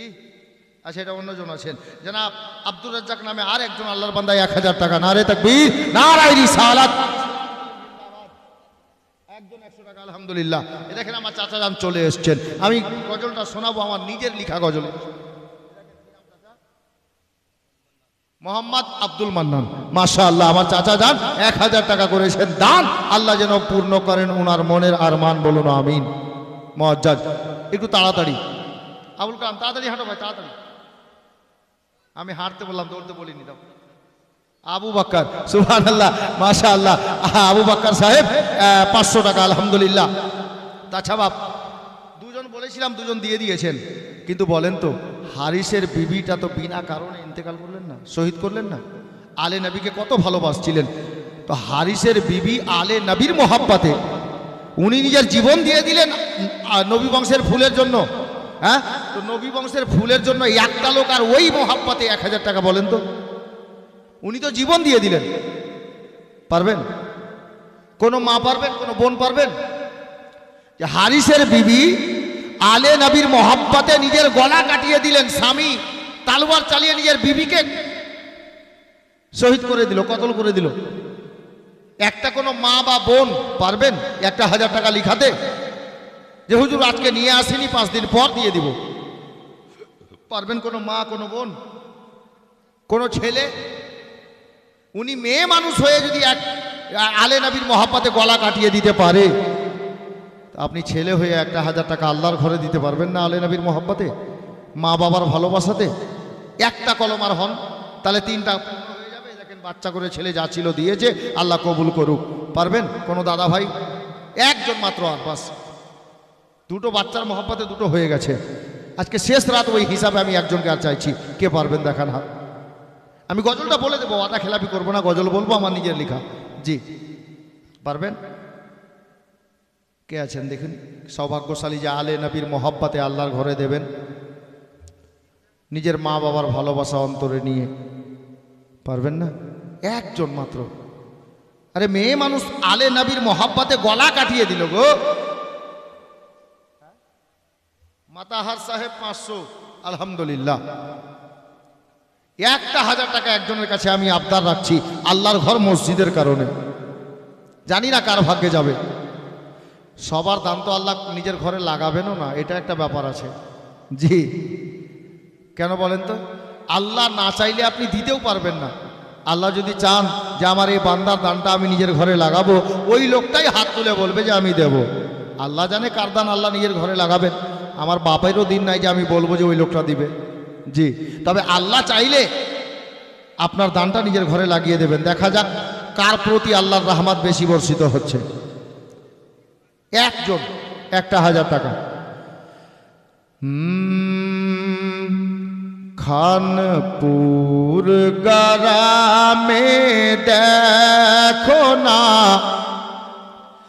রহমত খোদার ঝরিছে, আজকে ফরিস্তা দের মেলা খানপুর গ্রামে লেগেছে। আপনাদের জন্য বলছি, শুনুন। কে খানপুর গ্রামের লোকেরা হয়ে গেছে সব দিওয়ানা। সুবহানাল্লাহ কেহু বলল না, আরো একটু জোরে বলো না। সুবহানাল্লাহ। খানপুর গ্রামের লোকেরা হয়ে গেছে সব দিওয়ানা, খুশি হয়ে গেলে নবী জান্নাতে হবে ঠিকানা খুশি হয়ে গেলে নবী জান্নাতে হবে ঠিকানা আজ নবীর নূরে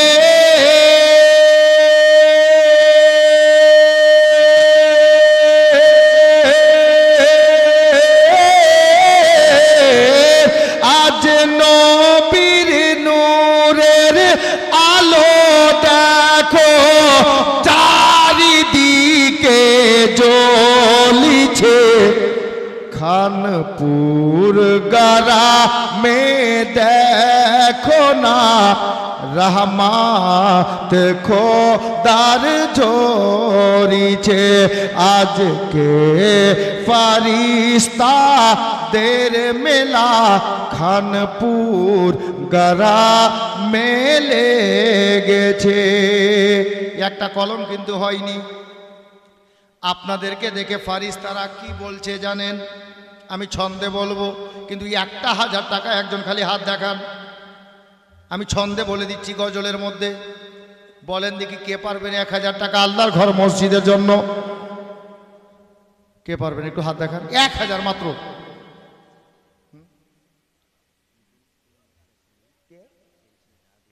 আদিল আদিল 3 বস্তা সিমেন্ট, রোজিনা খাতুন 1 বস্তা সিমেন্ট, আদিলের আম্মা 1 বস্তা সিমেন্ট। আর আচ্ছা ইনশাআল্লাহ দোয়া একসঙ্গে হচ্ছে।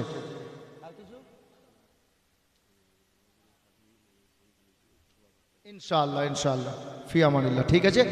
তো কিন্তু 1000 টাকা হয়নি। ছেলে হোক আর মেয়ে হোক একজন হাত দেখান। আপনাদেরকে দেখে ফারিস্তারা কি বলছে? আজকের এই মাহফিলে যিনারা বসে আছে ফারিস্তারা কি বলছেন আমি আপনাদেরকে ছন্দের মাধ্যমে শোনাবো। এই গজলটা আপনাদের গ্রামের নাম দিয়ে আমি পড়বো ইনশাআল্লাহ।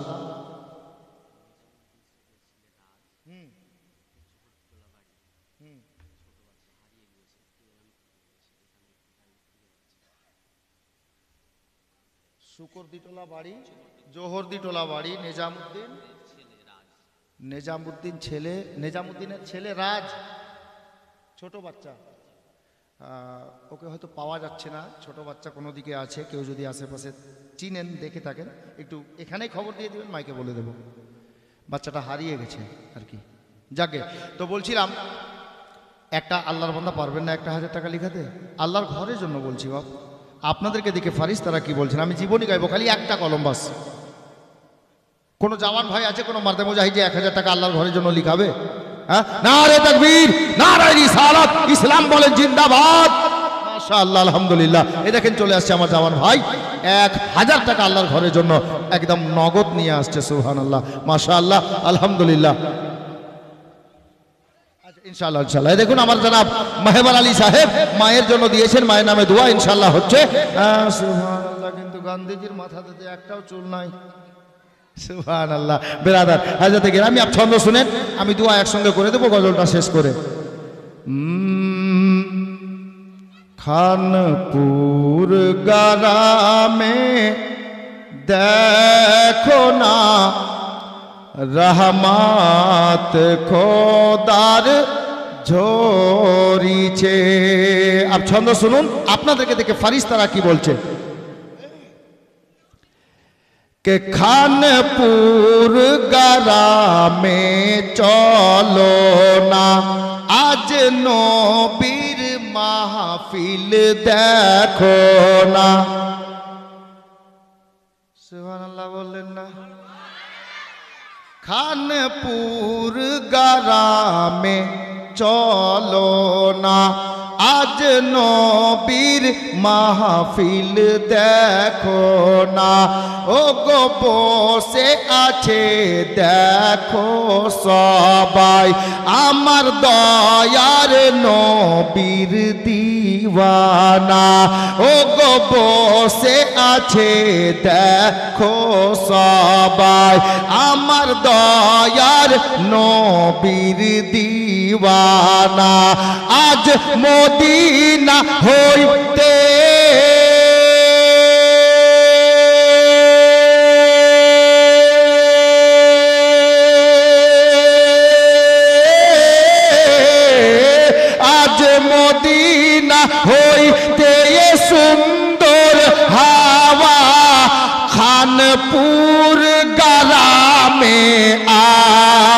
ছে খানপুর গারা মে দেখো না রহমত খোদার ঝরিছে আজকে ফরিস্তা দের মেলা খানপুর গারা মেলে গেছে। আমি নিজের মনের ইচ্ছা প্রকাশ করেছি আমার নবীর দরবারে, আমি পেয়েও গেছি। নবীর স্টেজে বলছি বাবা এই গজলটা লেখার পরে আমার সোনার মদিনাতে হাজিরি হয়েছিল, আমার নসিবে জুটেছিল মদিনা যাওয়া। আপনারাও পড়ে নিয়েন, যদি পারেন তো দিলে দিলে পড়ে নিয়েন। কি জানেন? ও গো মোদের দয়ার নবী, সে দেখবেন হাকিকত বলেছি আমি, যদি দিল চাই তো দিলে জায়গা দিয়েন ছন্দটাকে। ও গো মোদের দয়ার নবী দেখার ইচ্ছা করে তোমায়, ও গো মোদের দয়ার নবী দেখার ইচ্ছা করে তোমায়।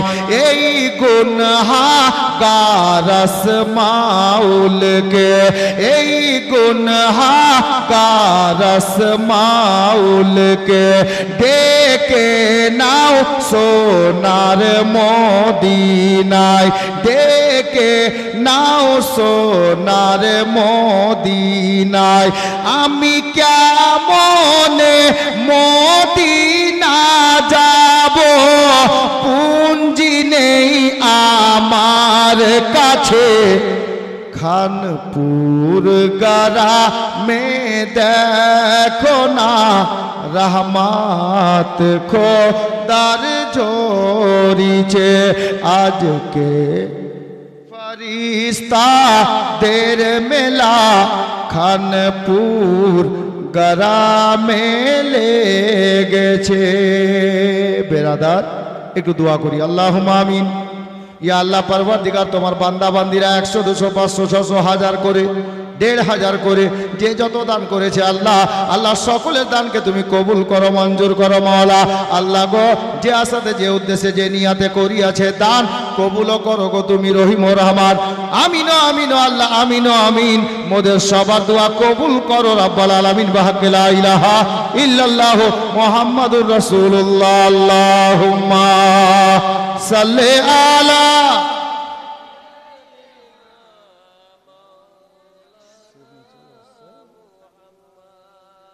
ওয়ালা আলে সাইয়্যিদিনা ওয়ালা আলে সাইয়্যিদিনা মাওলানা মুহাম্মদ সাল্লাল্লাহু তাআলা আলাইহি ওয়াসাল্লাম। বাবা ভাইরা মা বোনেরা, আমার ইমাম মুসলিমের 2টা ছেলে বাবা শহীদ বরণ করলেন।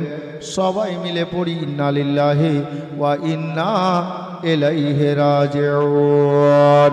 হে বেরাদার, এখন ঘটনাটা যদি আরো বলি বাবা অনেকটা টাইম লাগবে, আমি কথা বলি করে 1 মিনিটে বলে দিচ্ছি।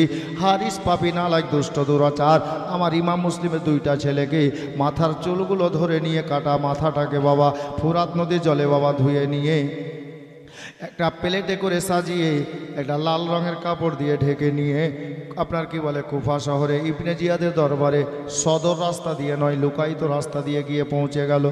ইবনে জিয়াদ আমাকে পুরস্কার দাও, ইনাম দাও। ইবনে জিয়াদ বলল কিসের পুরস্কার? বলে ইমাম মুসলিমের ছেলে দুটোকে যে বলেছিলেন ধরে এনে দিলে অনেক পুরস্কার পাওয়া যাবে, বলে বাচ্চা দুটোকে আমি এনেছি। ইবনে জিয়াদ বলল বাচ্চা দুটিকে দে। টেবিলে রেখে দিল তস্ত প্লেট, বলে এই নাও। আরে এটা তো টেরে আছে, বাচ্চা কোথায়? বলে যেমনই বাচ্চা কোথায় বলেছে লাল রঙের কাপড়টা তুলে দিল। আর যেমনই বাচ্চা দুটোর কাটা মাথা দুটো ইবনে জিয়াদ দেখেছে বাবা, দেখার পরে ইবনে জিয়াদ কাঁদতে আরম্ভ করেছে। এখন আপনারা বলবেন মাওলানা ওই ইবনে জিয়াদ বাচ্চা দুটোকে ধরার জন্য লোক পাঠিয়েছিল, এখন বাচ্চা দুটির কাটা মাথা দেখে ইবনে জিয়াদ কাঁদতে কেন লাগলো? বাচ্চা দুটোর জন্য কাঁদে না রে বাবা, ভুল বুঝবেন না। বলবেন তাহলে কেন কাঁদছে গো? ও নিজের চাকরির জন্য কাঁদতেছে। কেন জানেন? ইয়াজিদকে বাদশাকে লিখে পাঠিয়েছে, বাচ্চা দুটোকে ধরে জেলখানাতে বন্দি রাখা হয়েছে। এখন ইয়াজিদ যেটা অর্ডার দিবে, যদি জিন্দা বাচ্চা দুটো চাই, আমি জিন্দা বাচ্চা এনে দেব কোথা থেকে। এখন বাচ্চা দুটোর মাথা কেটে নিয়েছে। ইয়াজিদ যদি জানতে পারে, আর যদি চাই জিন্দা বাচ্চা, ইয়াজিদ বলে যে আমাকে দাও, তাহলে আমি কোথা থেকে দিব? দিতে পারবো না, আমার চাকরিটা যাবে। নিজের জন্য কাচ্ছে, বাচ্চার জন্য নয়। বাবারা ভাইরা, তখন এই পাপিকে বলল, পাপি রে, এ হারিস, তুই বাচ্চার গলা কেন কাটলি রে? বলে ভয়ে। কিসের ভয়ে? বলে আমি বাচ্চা দুটোকে জিন্দা নিয়ে গেলে কেউ যদি আমার হাত থেকে ছিনিয়ে নেয়, তাহলে পুরস্কারটা আমি পাবো না। বলে পুরস্কার তো তুই এমনিতেই পাবি না, পুরস্কার এমনিতেই পাবি না। কেউ এসে বলল, বলে হুজুর জানেন, মানে ইয়াজিদি দলের লোক ইবনে জিয়াদকে বলল, হুজুর জানেন? বলে কি? বলে বাচ্চা দুটোর মাথা কাটতে তার স্ত্রী তাকে নিষেধ করেছিল, যার কারণে স্ত্রীকেও কতল করে দিয়েছে, দুনিয়া থেকে বিদায় করে দিয়েছে। তাই নাকি? বলে হ্যাঁ।